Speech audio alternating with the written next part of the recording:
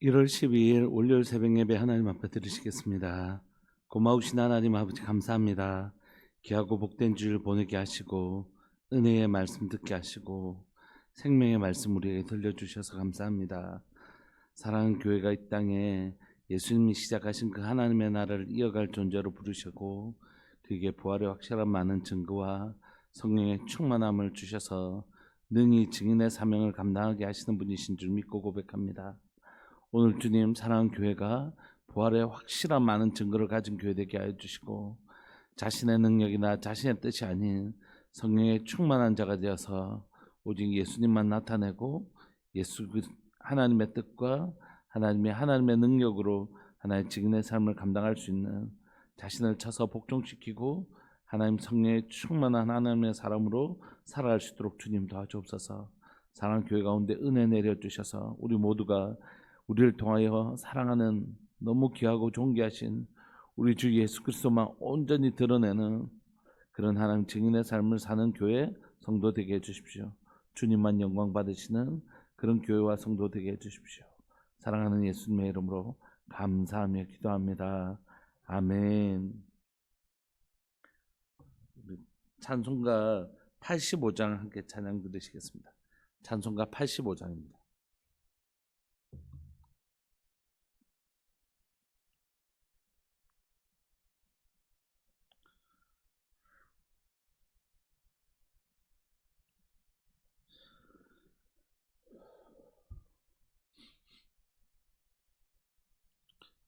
찬송가 85장. 구주를 생각만 해도 이렇게 좋거든. 주 얼굴 배울 때에야 얼마나 좋으랴.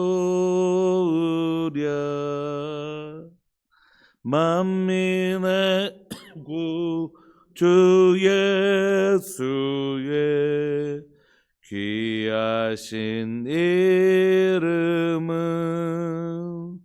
천지에 있는 이름 중 비할 데 없도다.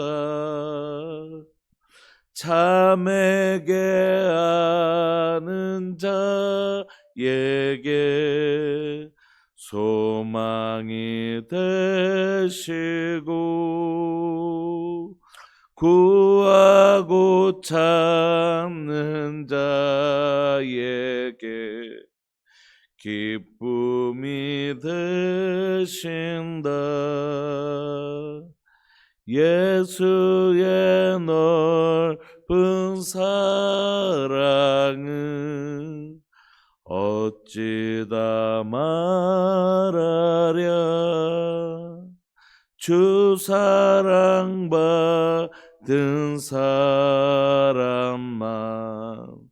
그 사랑 알도다. 예수 사랑의 구주 예수여 내 기쁨 되시고 이제로부터 영원히 영광이 되소서. 아멘.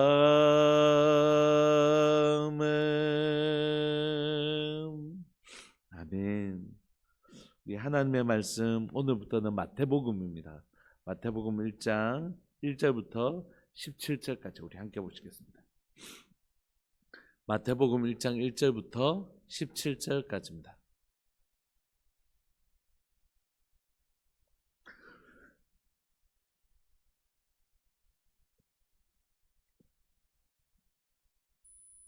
우리 한 목소리로 합독하실까요? 1절부터 17절까지 시작. 아브라함과 다윗의 자손 예수 그리스도의 계보라. 아브라함이 이삭을 낳고 이삭은 야곱을 낳고 야곱은 유다와 그의 형제들을 낳고 유다는 다말에게서 베레스와 세라를 낳고 베레스는 헤스론을 낳고 헤스론은 람을 낳고 람은 아미나답을 낳고 아미나답은 나손을 낳고 나손은 살몬을 낳고 살몬은 라합에게서 보아스를 낳고 보아스는 룻에게서 오벳을 낳고 오벳은 이세를 낳고 이세는 다윗왕을 낳으니라. 다윗은 우리아의 아내에게서 솔로몬을 낳고 솔로몬은 르호보암을 낳고 르호보암은 아비야를 낳고 아비야는 아사를 낳고 아사는 요사밧을 낳고 요사밧은 요람을 낳고 요람은 우시야를 낳고 우시야는 요담을 낳고 요담은 아하스를 낳고 아하스는 히스기야를 낳고 히스기야는 므낫세를 낳고 므낫세는 아몬을 낳고 아몬은 요시야를 낳고 바벨론으로 잡혀갈 때에 요시야는 여고냐와 그 형제들을 낳으니라. 바벨론으로 사로잡혀간 후에 여고냐는 스알데엘을 낳고 스알데엘은 스룹바벨을 낳고 스룹바벨은 아비웃을 낳고 아비웃은 엘리야김을 낳고 엘리야김은 아소를 낳고 아소르는 사독을 낳고 사독은 아킴을 낳고 아킴은 엘리웃을 낳고 엘리웃은 엘라사를 낳고 엘라사는 mat단을 낳고 mat단은 야곱을 낳고 야곱은 마리아의 남편 요셉을 낳았으니 마리아에게서 그리스도라 칭하는 예수가 나시니라. 그런즉 모든 대수가 아브라함부터 다윗까지 14대요 다윗부터 바벨론으로 사로잡혀갈 때까지 14대요 바벨론으로 사로잡혀간 후부터 그리스도까지 14대더라. 아멘. 예, 오늘부터 우리가 함께 살펴볼 말씀은 마태복음입니다. 이제는 그 마태복음 1장만 보면 우리 천은경 집사님하고 최미경 사님이 생각이 계속 날 것 같은데, 우리 1절부터 17절까지는 우리가 말하는 소위 톨레도 족보가 기록되어 있습니다. 근데 족보는 성경 전체의 특징이기도 하고 특별히 구약 성경의 특징이기도 하죠. 왜냐하면 이 족보라는 건 단순히 그 사람들의 족보를 기록해 놓은 것이 아니라 성경의 족보의 기록 방식은 그 사람들이 곧 누구라고 기록하고 있냐면 바로 하나님의 백성, 이 사람들 꼭 오늘날로 얘기하면 생명책에 기록된 사람들 이렇게 이해될 수 있습니다. 예를 들면 창세기가 시작될 때에 가인의 족보가 나오고 아벨이 죽고 셋의 족보가 나올 때에 한 사람의 족보는 세상의 족보고 한 사람의 족보는 하나님의 백성의 족보지 않습니까? 근데 가인의 족보가 먼저 기록되어 있고 그 다음에 셋의 족보가 기록되어 있는데 그 다음에는 가인의 족보는 사라지고 있고 셋의 족보만 계속해서 이어지고 있고, 그 다음에 셋의 족보를 이어가다가 노아의 족보가 등장하다가 노아의 족보 중에서 셈, 함, 야벳 중에서 셈의 족보만 다시 이어지고 두 아들의 족보는 사라지고, 이런 형태를 통해서 구약은 하나님의 백성들의 족보만 이어진다는 사실, 또 그 족보를 통하여 오실 예수 그리스도를 보여주시는 것이죠. 오늘 본문은 바로 그 예수님이 오셔서 예수님의 족보를 기록하고 있는데, 우리가 족보를 얘기할 때는 보통 윗사람들 얘기하잖아요. 아브라함의 족보 그러잖아요, 시작점을. 근데 오늘 본문은 아브라함부터 예수님까지의 족보를 기록하고 있는데 누구의 족보라고 얘기하고 있냐면 이건 아브라함 족보가 아니고 다윗의 족보도 아니고 예수 그리스도의 족보다, 이렇게 예수 그리스도의 계보다 이렇게 기록하고 있어요. 그러니까 이 족보는 원래 제일 위에 있는 아브라함 조상 그 사람을 기록하고 있는데 그 사람에게서 낳은 사람이다. 우리는 당신 누굽니까? 저는 아브라함 자손입니다. 이럴 때는 나는 누구에게 속했다는 얘기를 하고 싶은 거죠? 아브라함에게 속했다는 얘기를 하고 싶은 거죠. 근데 이 족보에는 내가 아브라함에게 속했느니 다윗에게 속했느니가 중요한 게 아니에요. 이 족보는 내가 누구에게 속하느냐가 중요하다고요? 예수 그리스도께. 여러분, 여러분들의 이름들이, 예수 그리스도를 믿는 여러분들의 이름들이 예수님의 족보, 다시 말하면 생명책에 기록된 줄 우리가 믿습니다. 그래서 우리가 소망하는 것은 뭐냐면 이 생명책의 족보에 내가 아는 사람들에게 복음을 전하고 또 우리 이웃과 친척과 가족들 모두에게 이 복음을 전해서 그들에게도 이 족보에 함께 들어가기를 원하는 것이죠. 그래서 오늘 이 족보의 특징은 예수 그리스도의 족보입니다. 우리는 예수님께 속한 사람들이죠. 그런데 이 족보를 쓰면서 특징들이 있는데 그거 뭐냐면 예수님께 속한 사람들 이 특징들을 기록하고 있는데 이 1절부터 17절까지는 모두 다 사실 한 사람에게 집중시키고 있습니다. 예수님이 아니고 다윗입니다. 다윗. 예수님의 족보의 특징은 무엇이냐? 그것은 다윗의 족보이기도 하다. 이걸 얘기하고 싶습니다. 그럼 다윗보다 이스라엘 백성들에게 더 족보로서 생각하면 아브라함의 족보라는 게 훨씬 더 시작점이잖아요. 그런데 1절에 보시면 우리 한글 성경에는 아브라함과 다윗의 자손 예수 그리스도의 계보라 이렇게 적혀져 있지만 원문에는 사실 다윗이 앞으로 나와 있습니다. 다윗과 아브라함의 자손 예수 그리스도의 족보. 그러므로 1절부터 순서상으로 하면 족보는 순서가 중요하니까요. 아브라함이라고 해야 되는데 다윗을 먼저 씀으로써 다윗에게 집중시키려고 하는 것입니다. 뿐만 아니라 2절부터 우리가 세 번에 걸쳐서 나눌 때에 어디에서 나누냐면 아브라함부터 어디까지요? 다윗까지. 또 다윗부터 바벨론까지. 바벨론부터 예수 그리스도까지 해서 그 분기점이 어디 있냐면 다윗과 바벨론으로 잡혀갈 때, 다시 말하면 다윗이 왕으로 세워질 때와 다윗의 족보가 왕가가 끊어질 때, 요 두 지점을 삼고 있다는 것이에요. 그러니까 다윗을 중심으로 사실 이 족보를 끊고 있습니다. 뿐만 아니라 14라는 숫자 역시 히브리어는 모음이었거든요. 모음은 기호 3개밖에 없거든요. 자음 문자거든요. 자음, 기영, 니은, 디귿, 리얼 이런 것처럼. 그런데 기억은 1, 니은은 2, 디귿은 3 이렇게 음가가 있는데 다비드 464로 이루어져 있습니다. 그러니까 다 4, 6, 4 합치면 14잖아요. 이렇게 요 14라는 숫자도 그래서 사람들은 이것은 다윗의 숫자인데 이렇게 이해한 것입니다. 성경에 왜 요한계시록에 666 나오는 것도 그 짐승의 숫자 그건 바로 당시에 네로를 상징하는, 네로는 이미 죽고 없었으니까 도미티안을 상징하는 숫자였거든요.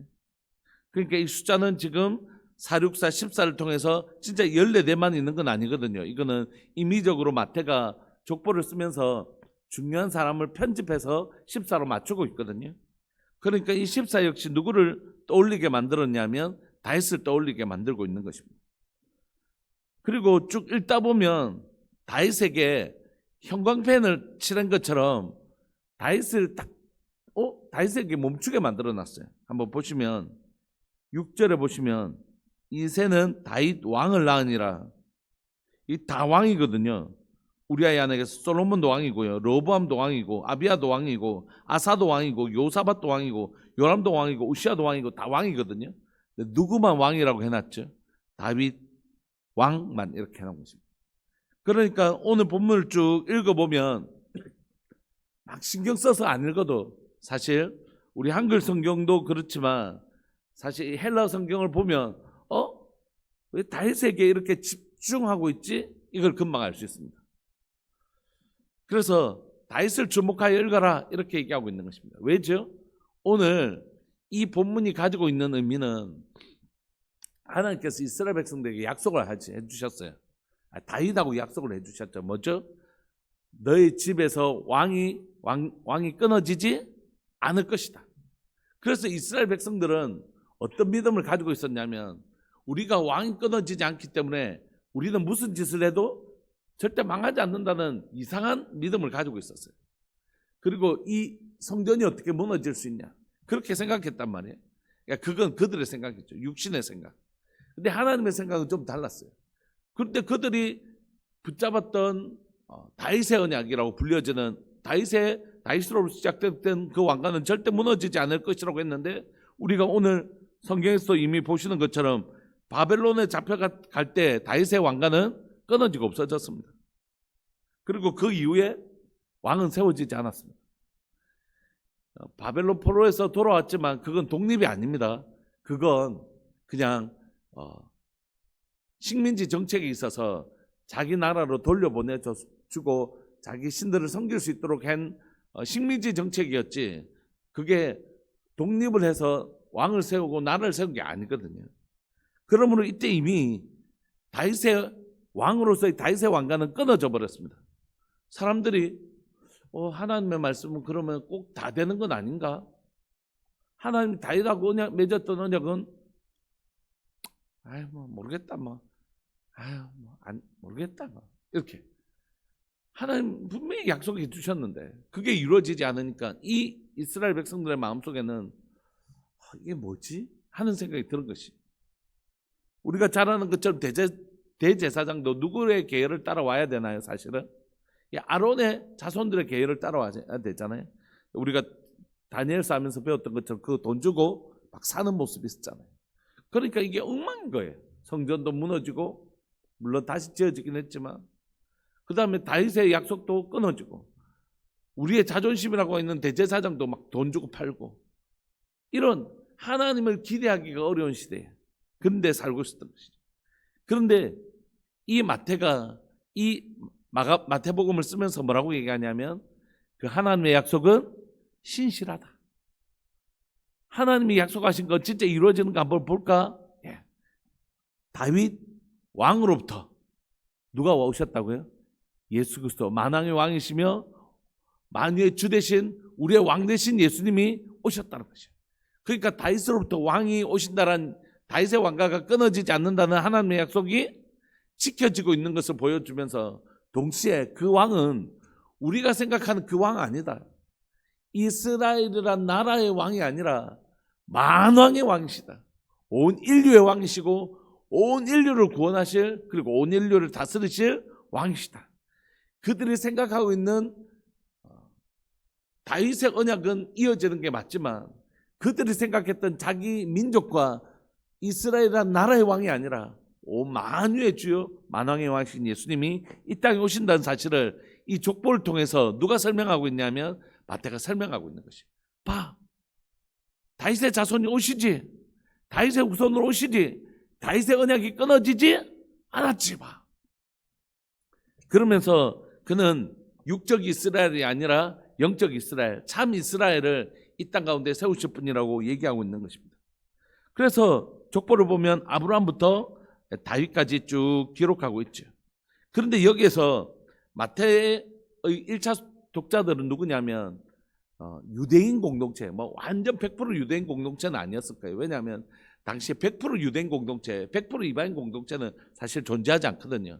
거의 유대인과 이방인들이 같이 공존합니다. 다만 마태복음의 특징들을 살펴보면 유대인이 아니면은 바로바로 이야기가 어려운 부분들이 있어요. 그건 막 설명을 해주거든요. 마가복음이라든지 누가복음이란 읽어보면 밑에 이렇게 설명을 달아줘요.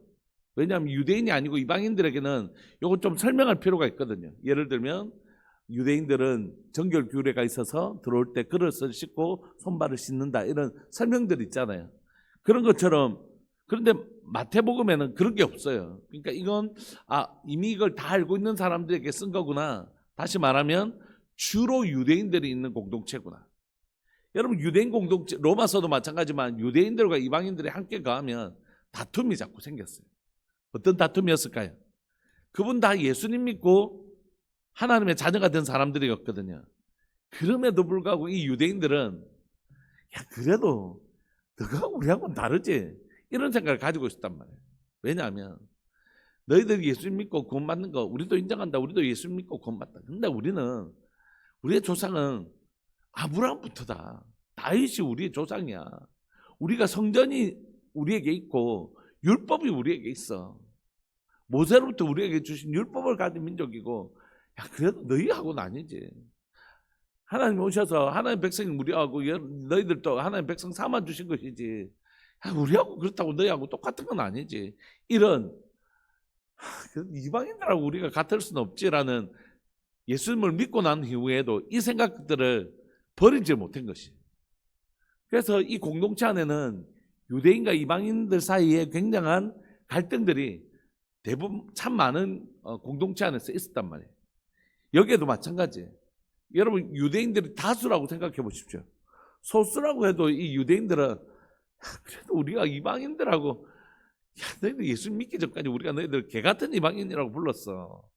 그래도 너희하고 우리하고는 다르지, 이렇게 생각했는데 정말 이게 복음이 없는 생각이죠. 의는 없나니 하나도 없고 오직 영접하는 자 곧 그 이름을 믿는 자들에게만 하나님의 자녀가 되는 권세를 혈통으로나 육정으로나 주어진 게 아니잖아요. 오직 예수 그리스도를 믿는 자들에게 주시는 하나님의 한량없는 은혜이죠. 그런데도 유대인들이 이거 내려놓지 못했다. 그런데 이 유대인 공동체의 자존심은 누구였냐면 다윗이죠. 다윗. 우리는 다윗을 조상으로 하고 있는 우리는 유대인들이야 라고 했는데 그 자존심, 우리는 너희들하고 달라. 너희 들어온 이방인들하고는 달라. 개같은 이방인들하고는 달라. 우리는 그래도 예수 믿고 구원받은 긴 하지만 우리는 그래도 성전 있고 모세가 있고 율법 있고 무엇보다도 다윗의 후손이야. 이런 자존심이 있었거든요. 그런데 그 다윗이라는 이 유대인들의 자존심에 먹칠을 하는 거예요. 마태복음 어떻게 해요? 3절 보시면 유대인들의 족보에는 등장하지 않은 여인들의 이름을 등장시키죠. 우리가 잘 아시는 것처럼 3절에 보면 다말이 등장하지 않습니다. 다말이 누굽니까? 유다의 며느리잖아요. 거기서 베레스와 세라를 낳죠. 뿐만입니까? 라합은 누굽니까? 이방인 중에서도 창녀입니다. 룻은 누굽니까? 이스라엘 이방인들 중에서도 치를 떠는 모압 여자입니다. 이것까지도 너무 그런데 더 중요한 건 다윗입니다.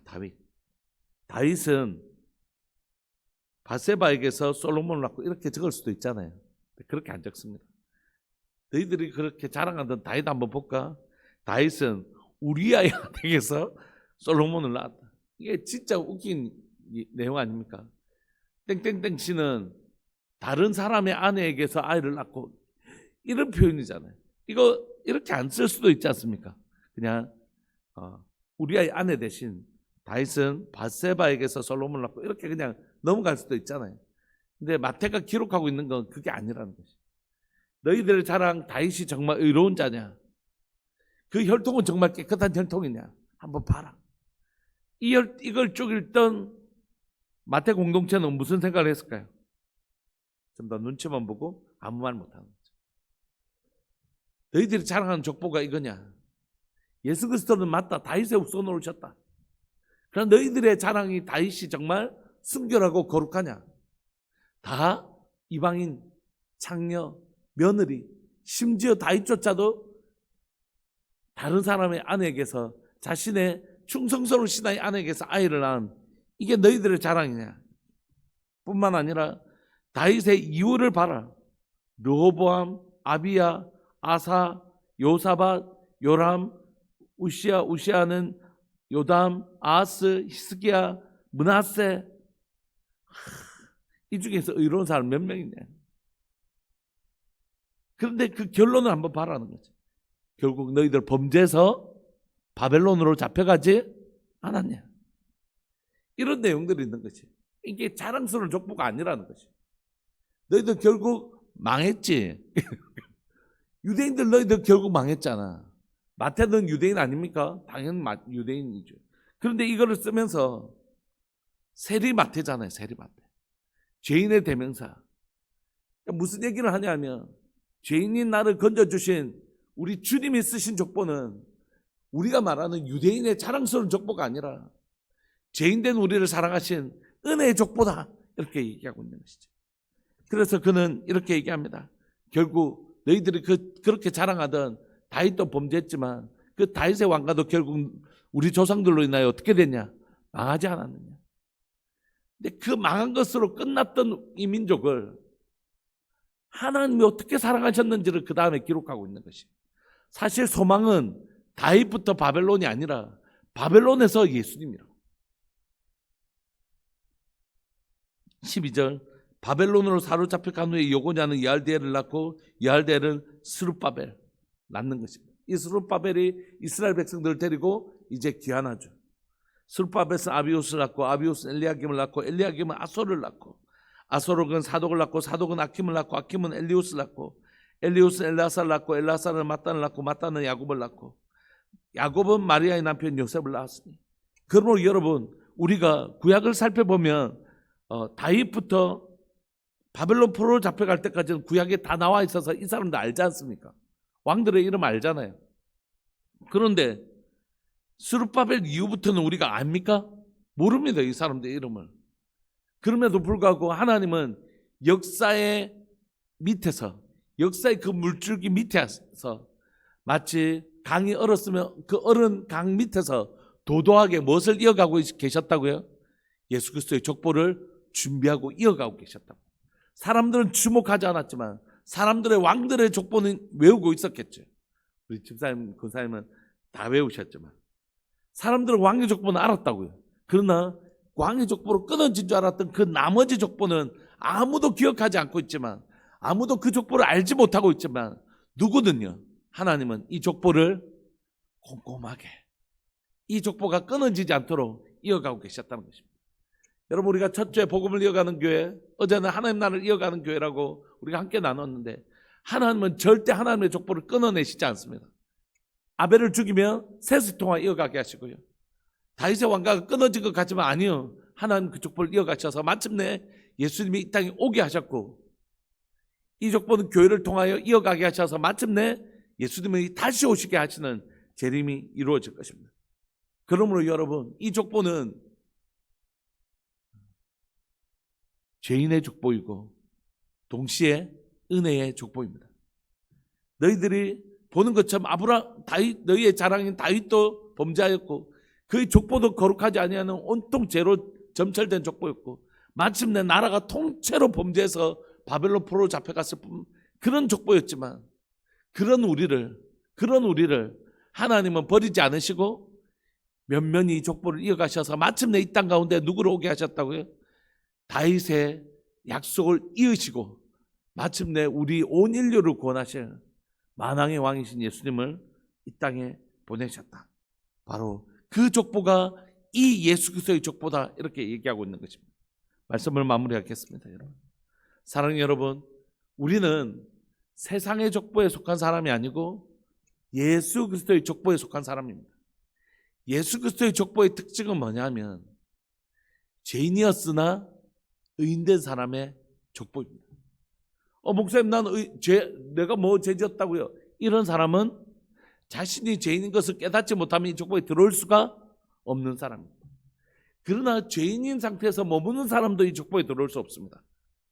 이 죄인인 나를 어떻게 해요? 예수님이 우리 이제 내일 살펴보겠지만 이 죄인된 우리들을 구원하신 분, 그 은혜의 족보가 바로 예수 그리스도의 족보다. 죄인이었으나 예수 그리스도로 말미암아 하나님의 은혜로 말미암아 어떻게 해요? 의인이 된 사람들의 족보, 그 족보, 거룩한 자들의 족보, 유대인의 족보의 특징은 거룩한 자들의 족보거든요. 그 족보가 바로 우리의 족보인 것입니다. 오늘 이 족보에 들어갈 자의 조건은 두 가지입니다. 하나는 예수 그리스도 앞에서 내가 죄인인 것과, 죄인이 아닌 사람은 죄송하지만 여기에 들어올 수 없습니다. 여기에는 오직 자신이 죄인인 것을 깨달은 사람들만 들어올 수 있고, 또 하나는 예수 그리스도 앞에 내가 죄인인 것을 깨달은 사람뿐만이 아니라 또 하나는요, 이런 나를 포기하지 않으시고 그 은혜의 족보 안으로, 예수님의 십자가를 통하여 은혜의 족보 안으로 나를 편입시켜 주신 것, 여기에 넣어 주신 것을, 이 족보에 내 이름을 넣어 주신 것을 믿는 사람, 죄인이었으나 의인된 그 은혜가 있고, 죄인된 것에 대한, 내가 죄인인 것을 하나님 앞에 인정하는 동시에 그 은혜로 말미암아 내가 의롭게 된 사람인 것을 믿는 사람. 그래서 이 의식 속에 뭐가 있다고요? 유대인들의 자기 자랑이 아니고 오직 내 자랑은 이런 나를, 죄인된 나를 사랑해 주시고 구원해 주신 하나님에 대한 찬양과 예수 그리스도의 놀라운 사랑에 대한 고백이 있는 사람들, 그 사람들의 족보, 이게 오늘 족보입니다. 여러분들, 우리 안에 이 두 가지 믿음이 있기를 원합니다. 하나는 내가 죄인인 것과 예수 그리스도의 그 놀라운 십자가 은혜로 말미암아 의롭게 된 자들, 그렇게 되었다는 증거가 뭐라고요? 유대인의 자기 자랑이 내 가운데 없고, 내가 그래도 뭐도 했는데 하는 이런 말도 안 되는 자기 자랑이 존재할 수 없고, 우리 안에는 뭐가 있다고요? 은혜로 말미암아 구원받은 자로서 은혜를 주신 이를 찬양하고 그분을 귀히 여기고 사랑하는 찬양과 경배와 감사와 사랑이 있는 것. 그게 바로 이 은혜의 족보에 들어간 사람들의 특징이더라는 것입니다. 오늘 이 족보 안에 들어온 사람으로서 우리 안에 이 은혜의 족보에 있는 사람의 그 거룩한 특징, 하나님을 사랑하고 자랑하고 감사하고 경배하고 그분만을 높여드리는 그분의 아름다우심을 선전하는 이 족보에 있는 사람들의 특징으로서의 우리의 삶이 드러나기를 간절히 바라고 소망합니다. 우리 말씀 붙드시면서 하나님, 나를 이 족보 안으로 데려가 주셔서 감사합니다. 이 족보에 내 이름을 넣어 주셔서 감사합니다. 내 안에 있는 주님을 배울 그날까지 구원의 기쁨 하나님 절대 소멸시키지 않는 날마다 나를 은혜의 족보로 데려가 주신 우리 주님에 대한 깊은 사랑과 찬양과 경배와 하나님의 그 감격이 하나님 마르지 아니하는 심령으로 살아갈 수 있도록 은혜의 족보에 있는 사람답게 살아가는 은혜가 우리에게 있게 해주십시오. 우리 주의 이름을 크게 부르시면서 기도하면서 나갑시다. 기도하시겠습니다. 주여, 살아계신 하나님 아버지, 역사하시는 하나님 감사합니다. 마태복음 시작할 수 있게 해주셔서 감사합니다. 예수 그리스도의 족보를 보게 해주셔서 감사하고 예수 그리스도의 족보 안에 우리의 이름을 넣어주셔서 감사합니다. 하나님, 죄인이었으나 의인된 사람들의 족보, 죄인이었으나 은혜 안으로 초청받은 사람들의 족보, 하나님 이 족보 안으로 우리를 인도하여 주시니 감사합니다. 하나님, 죄와 허물로 죽었던 나를 주님 앞에 고백하고 하나님, 내게 아무런 산 소망이 없는 인생이었음을 고백합니다. 이런 나를 찾아오셔서 예수님 믿게 하여 주시고 또한 사랑하는 하나님의 가족들 가운데 복음 전할 수 있도록 주님 도와주시고 저희 가정 가운데 복음의 가정이 되게 하시고 하나님 저를 하나님 사랑하셔서 목사로 부르시고 하나님 이 직분, 이 귀한 직분 감당할 수 있게 해주신 그 은혜의 족보 안으로 제가 있음을 고백합니다. 하나님, 제가 할 수 있는 유일한 고백은 나의 자랑이 아니라 내 자랑할 것은 하나도 없고 오직 나의 나된 것은 오로지 주의 은혜인 것을 다시 한번 더 고백합니다. 죄인된 소망 없는 우리를 구원하여 주시고 우리를 건져주셔서 하나님의 은혜의 족보로 데려가신 것, 하나님의 은혜이며 하나님의 사랑이며 하나님, 그 하나님께 경배와 찬양과 감사를 주님 올려드립니다. 오늘 이 시간 날마다 살아가는 동안 우리 속에 이 은혜의 의식이 하나님이여 자기 공로와 자기 자랑이 아닌 오직 이 은혜로 말미암은 하나님을 향한 사랑과 찬양이 우리 가운데 지배하게 해주시고 하나님 구원의 기쁨과 감격이 소멸되어지지 아니하는 날마다 구원받은 그 은혜와 감격이 우리의 삶을 지배하는 은혜 받은 사람으로, 은혜 족보 있는 사람으로 살아낼 수 있도록 주님 도와주옵소서. 감사합니다. 주님, 우리를 불러주셔서 감사하고 우리를 은혜의 족보 안으로, 예수 그리스도의 족보 안으로 데려가 주셔서 감사합니다. 사랑하는 하나님, 오늘 이 시간 이 모든 은혜의 감격이 충만한 하루 살게 하여 주시고 우리 성도들 모두에게 이 은혜 의식이 충만한 이 감격 가지고 사랑하는 우리 주님 배울 때까지 이런 나를 건져주시고 고쳐주시고 살려주신 그 은혜에 감격하며 주님 배울 때까지 이 기쁨 가지고 살아가는 하나님의 백성 되게 하여 주옵소서. 사랑하는 예수님의 이름으로 감사하며 기도합니다. 아멘. 은혜의 감격이 지배하시는 오늘 하루 2026년 되시기를 소망합니다. 우리 함께 기도하시겠습니다.